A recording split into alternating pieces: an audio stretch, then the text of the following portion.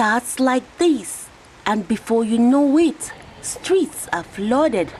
Cars can start floating away and people become stranded away from home.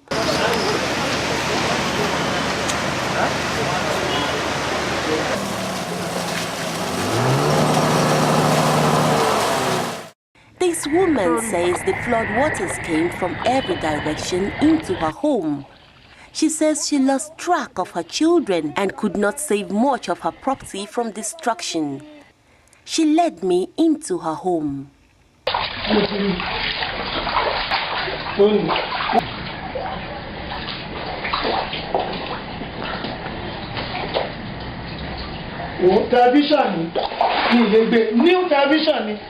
On the 10th of July, rain fell for nearly 24 hours.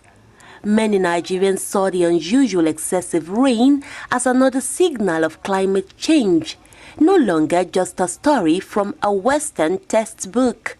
This woman, who gives her name as Joy, lives near the popular Alpha Beach, where there was a big ocean surge.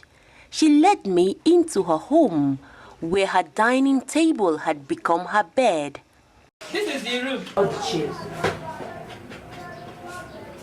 Thank God we have dining table. That's why we are sleeping, on the dining table. The disarray of her home was evident in the picture of the state's governor hanging upside down. Her neighbors, including a tailor, had their houses and shops flooded too. Now customer can't match the water and come inside our shop. We are planning maybe we should go to the beach and take sand, but nobody will allow because the water has already eaten the sand. Children had no option but to walk through the flooded streets to get to their homes.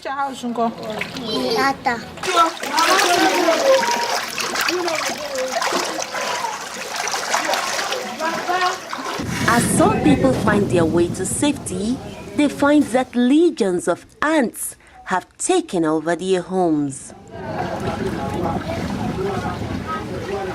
The severe weather left no distinction between rich and poor. In the GRAs and ghettos, people lamented their losses. Sunday, Monday, Tuesday, all wahala, bag, No food. no food, Everything spoiled. everything fall. I'm the worst affected one. As you can see, the people are confused and they are scared about what could be their fate if more rains come. Nigerian journalists have started getting invitations to workshops on climate change. We need to tell people what is happening. It's very powerful. At the workshops, group leaders talked about factors that may contribute to climate change, such as the indiscriminate felling of trees, dumping of refuse into drainages, bush and refuse burning, and the overuse of cars and power generators. And there was no shortage of blame placed on the Nigerian government. NIMET, Nigerian Meteorological Agency, forewarned us. They gave an advice earlier on, even like close to like December last year, that this year's rainfall is going to be heavier than what we have experienced in the past. And we would have expected the various government at the various level to put in place various strategies that would tend to reduce the attendant effect of the anticipated heavy rainfall.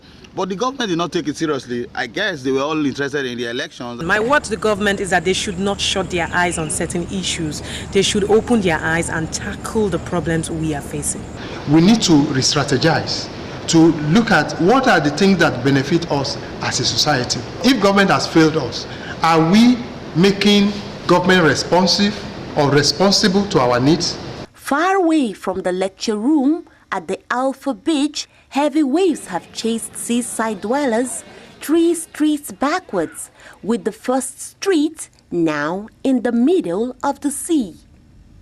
There is no doubting the fact that climate change is taking its toll on Lagos State. The expectation of the people is that the government would rise up swiftly to tackling the challenge before it takes more dangerous dimensions. From Lagos, JACKIE.mov reporting.